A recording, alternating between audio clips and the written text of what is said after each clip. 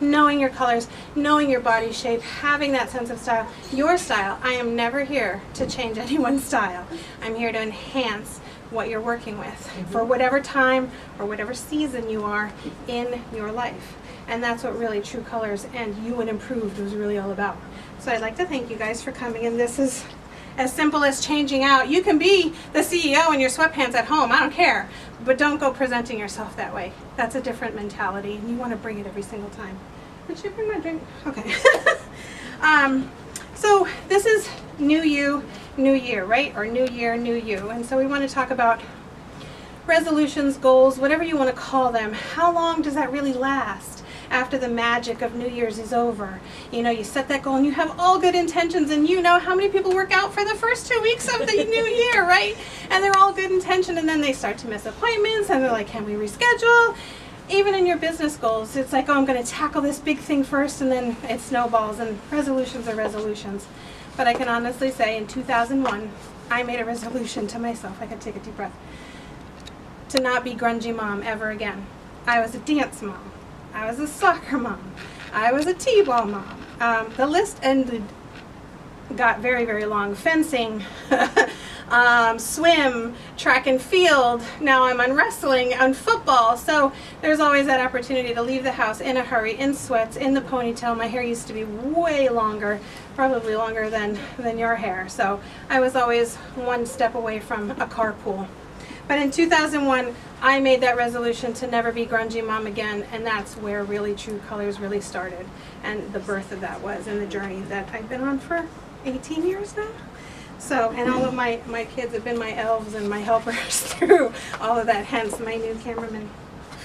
So, I had a career in banking, and how that journey took me to where I'm at now. I'd already seen people coming in, job interviews. I'd been that person. I got a haircut, I got a suit, I took the test, thank God I passed the math test for the banking career, and I got the job. And trust me, I was still that stay-at-home mom, that soccer mom that didn't really, I'd been in a ponytail for 25 years. Who knew how to get dressed? It wasn't me. My sister was the chem lab with the makeup that took 20 minutes to get ready, or 2 hours actually from start to finish, as we like to call it. But that wasn't me, so I'd been there. So True Colors was really my way of giving back the tips and tools that I learned to be that person again, to present their best possible self. So that's where I got that.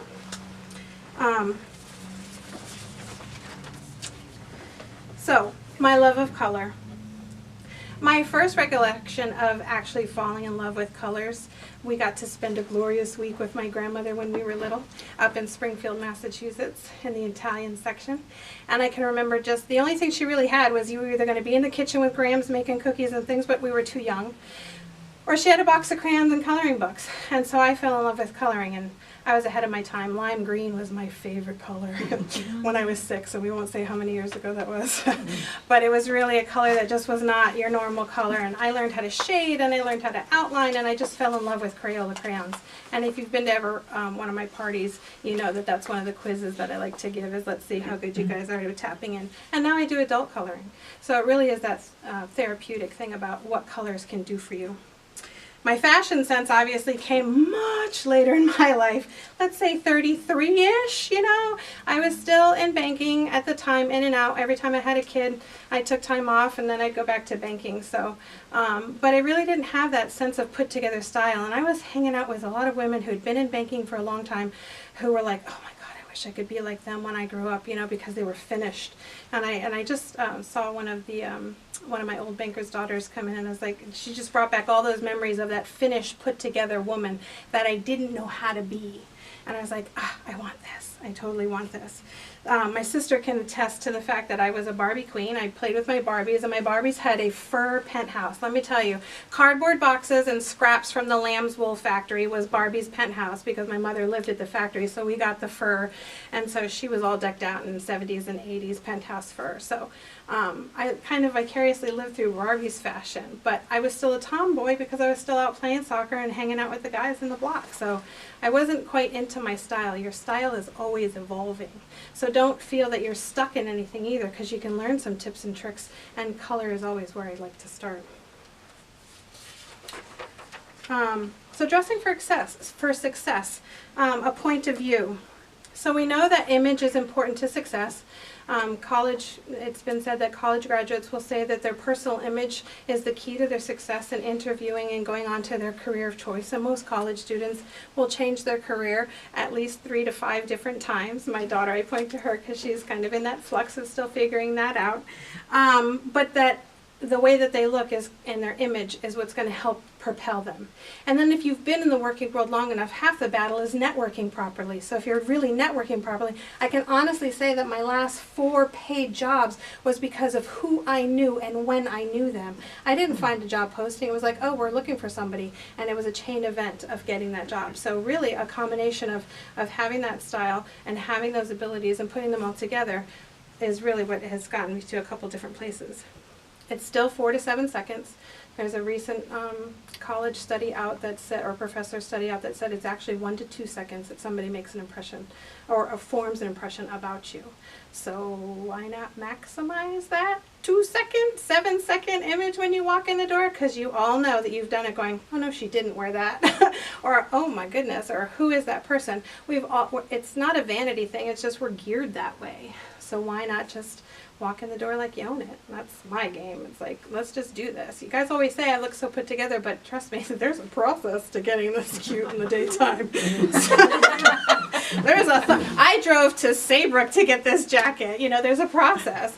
So, but again, and that's where shopping and consignment, and I'll get to that in a second. So, knowing your personal colors is going to do 2 things. It's cost effective for the clothing choices that you'll make. Karen was making the point that, and so is Carlene, that you're never going to make those choices, and so is Alicia, the wrong choices. You're not going to have a closet. But we get a lot of things with tags attached in the store because they never wore them. They should have never been purchased, or they're shopaholics, and we get the benefit of that. But besides the point, most of I never wore that. I didn't like it when I got it home. Whatever the case may be. Or they couldn't return it because so many stores are doing no return policies after a certain amount of time.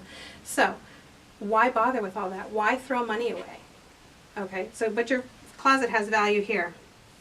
And then my favorite, that time negator in the morning of, oh, I have nothing to wear, and you're standing there looking at a closet full of this run and you hate every single thing in that closet. I'm going to eliminate that. Everything's going to go together, and it's going to be fun making different combinations. So it's time effective, it's cost effective. As our lovely Michelle Jacobic would love to hear, we're saving money in all the right places, and we're making money because if you're bringing me your stuff that's in good shape, then you're shopping basically for free half the time. We know quite a few people who run high balances in here and never pull a dollar out of their pocket when they want to shop. So, and you can make money. Control your money. Your wardrobe has value in consignment, so whatever, when you go home with your palette today, you're going to look at your closet a whole nother way. A whole nother way. You're going to go, oh crap, I got nothing to wear. Because there's no colors in my, or you're going to have the beautiful benefit of going, okay, I was right half the time, and I got a few things left. And you're going to say, this pile is fairly current in fashion, and you're going to say, let's keep it or consign it. And then this is not, and you're going to find a wonderful charity or a donation bin that you can give that to. And we also have that here. So if you're not sure, bring it here. Our charity, our bin in the back that we donate to does go to a local charity. They come up from Bridgeport and pick it up. So either way. So you're going to do something good, and you can also get a printout for that for your taxes as well. So at the end of the year, you can say how many things went to donation. So again, you're saving money one way or another. And then there's always the color psychology of things and what that does to you. I always tell people, like, I know what I have on right now, but I can't see it, right? But you can. So that energy of when I put this on, it was like, ooh, that really, and it gave you that burst of, everybody that works with psychology or social work or the brain knows what that endorphin says. That does the same thing for you when you get ready and you go, I look really good in this outfit, you know, and you're bringing that with you. You're bringing that energy with you. And colors have relations to everything. Like red means anger, it means passion, it means love, it means all kinds of different things.